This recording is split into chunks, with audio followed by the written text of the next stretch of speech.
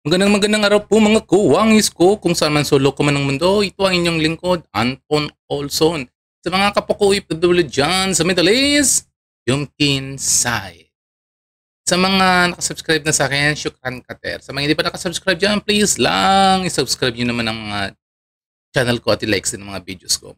Ngayon pag-uusapan natin tungkol sa mga state at colleges kasi nga, mga kawangis ko, nagsama-sama halos lahat ng mga state and colleges dyan sa Metro Manila at nagrally sila. Alam mo kung anong sinisigaw nila? Ang sinisigaw nila is Marcos resign. Kasi nga, kahit mga estudyante po, ramdam din nila ang kahirapan sa nangyayari tungkol po sa education. Ngayon, nakakatawa doon. Pati si Remulla, binakbakan nila, binanatan nila na sobrang pangit ng mukha niya.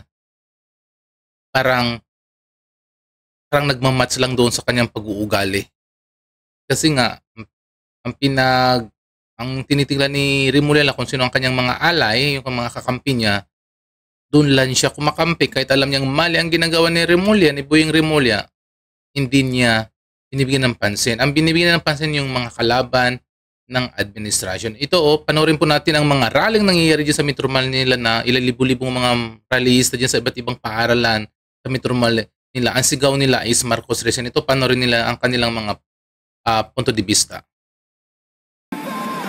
Tayo nang wakasan ang pamumuno ng isang incompetent drug addict na puppet president of the Republic of the Philippines. Mi amor patria Pilipinas, kami ang mga Filipino, kahit gaano kalit ang aming boses, kami ay titindig upang protektahan, pangalagaan at ipagtanggol ang buhay, ang bukas at pangarap ng bawat isang Pilipino na lumalaban ng patas. Yes! Marcos resign! Marcos resign! Marcos resign! Marcos resign! Recess PH! Lahat ay dapat mag-resign. Kongreso, Senado, Pangulo. Lahat ng may kabulastugan sa pagsiservisyo publiko.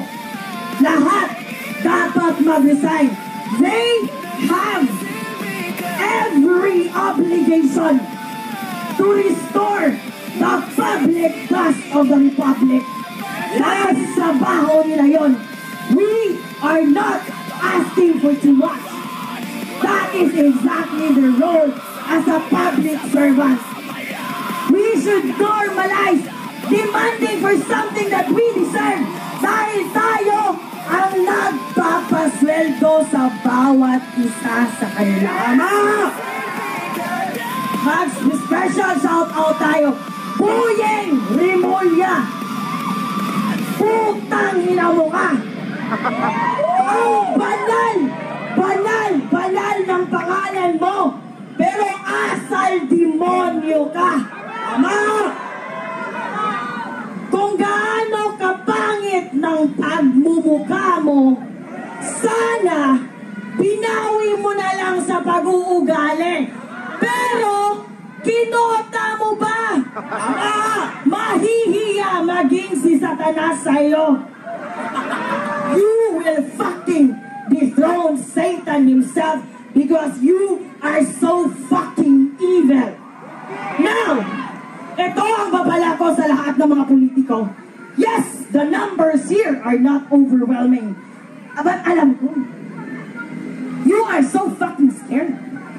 Because the rallies, despite of your machineries, despite of your pera namin, despite of your BBM vloggers na bayad galing mula sa taxes namin, despite of your manipulation of public opinion through the manufacture of troll farms to manipulate public opinions, hindi namamatay ang mga rally. Dahil ang mga Pilipino ay hindi bobo! Ama! Pondo sa edukasyon at hindi sa korupsyon!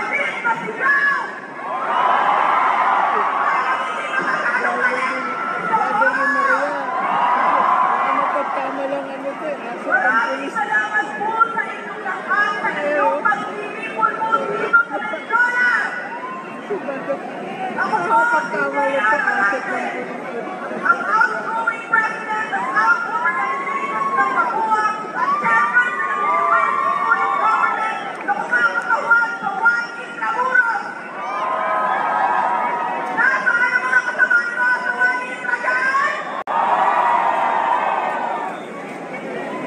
Nais kong ibahagi sa inyo ang isang alaala na humubog sa aking panindigan. Noong 1980, sumama ang aking lola, hindi ang aking 12 years old na ina sa People Power Revolution. Sila rin na muna. O, di ba? Mga kawangis ko. Grabe yun, no? Yung puot, galit, sama ng loob. Nilabas na ng mga estudyante kasi nga hindi na nila talaga patanggap sa nangyayaring katiwalian sa gobyerno. Kasi nga talagang pahirap na pahirap yung gobyerno natin. Tingnan yung mga estudyante nila yan sa lahat ng mga university. Kasi nga naniniwala ba tayo, lagi nang sinasabing sa liwikain, ang kabataan ang pag-asa ng bayan. Ay paano sila magkakaroon pag-asa kung ano paglakin kapag sila na nakapisto dyan, wala ng pera yung bayan. Hindi yung magiging routine yung ekonomiya, pabalik-balik na lang kasi nga lahat na lang ninanakaw. Kasi nakakahiya. Saan ka pa nakakita na isang malaking salarin binabanggit ng mga resource person si Martin Romualdez pero naging state witness? Gusto saan ka pa? Only in the Philippines?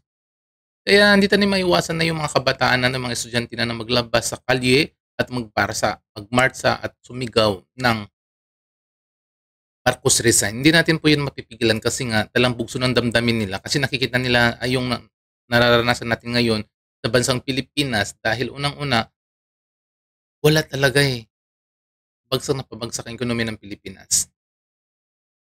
Kundi sila magtutulungan, kundi tayo magtutulungan, walang mangyari sa bansang Pilipinas. Hindi tayo ahahon, may inggit tayo sa mga kapitbahay nating mga bansa na lumalago ang kanilang ekonomiya. Ang mangyayari, patuloy pa rin ang mga Pilipino mag-uugas ng kubeta, mag-aalaga ng mga matatanda sa ibang bansa. So sa ngayon yan muna ang update natin mga kawangis ko. Sa mga hindi pa niya nakasubscribe, please subscribe my channel. Sa mga kapwa ko OFW, masalam and bye-bye.